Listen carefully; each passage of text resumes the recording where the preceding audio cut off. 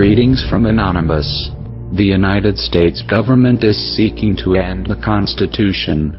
This will endanger the American people, and we will not stand by and watch while this government of deception prepares to rip away from us all of the freedoms that our forefathers granted us. The freedoms that were fought for, bled for, that our ancestors died for. We must ensure that blood was not shed in vain, that their lives were indeed lost for a great nation that is not yet lost. We refuse to let the United States government destroy our way of life. The United States government insists on labeling us as terrorists.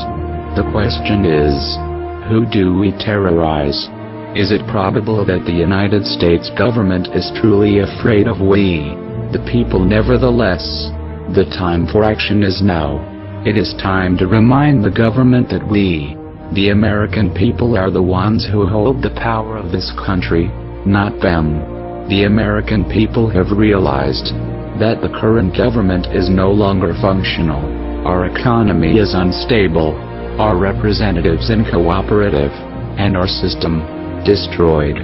We are not calling upon the collective to deface or use a distributed denial of service attack on a United States government agency, website, or affiliate.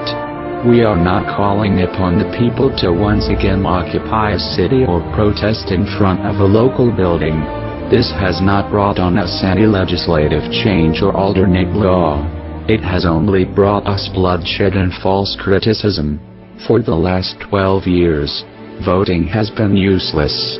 Corporations and lobbyists are the true leaders of this country and are the ones with the power to control our lives. To rebuild our government, we must first destroy it. Our time for democracy is here. Our time for resolution is here. This is America's time for revolution. To restore our constitutional rights. To once again be free. Therefore, Anonymous along with the American people have decided to openly declare war on the United States government. This is a call to arms. We call upon the citizens of the United States to stand beside us in overthrowing this corrupted body and call upon a new era. We refuse to be a police state. We refuse to be brutalized and dehumanized by the very people our tax dollars fund to protect our cities and streets. We will not allow the government to control our destiny, our right to build a life for ourselves. We demand freedom from government control, taxation, repossession and death. You will not come to our doors and take our guns, our property. You will not force the citizens of this great country to participate in the unlawful act of government-mandated health care. We the people refuse to put in your control our health, our bodies, our minds, our lives. We will not grant permission for the government to deploy drones over our homes and communities. We must end the Federal Reserve. A private central bank should not issue our currency, set interest rates and run our economy. Rather, we need to return control over the currency to the American people where it belongs. You, the United States government, have overstepped your privileges for the last time.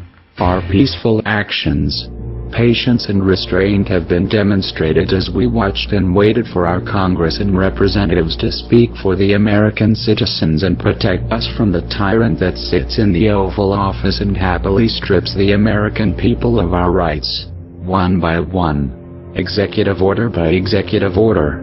We have waited long enough. The Declaration of Independence establishes the supremacy of the people and the right and duty to defend the rights of the people over the acts of the government. Our Constitution provides for as many protections as possible to ensure that the government is subservient to the people and only exists for the purpose of serving the people. However, should these protections fail, it is up to the people to rise up against the government and to put the government back in its place.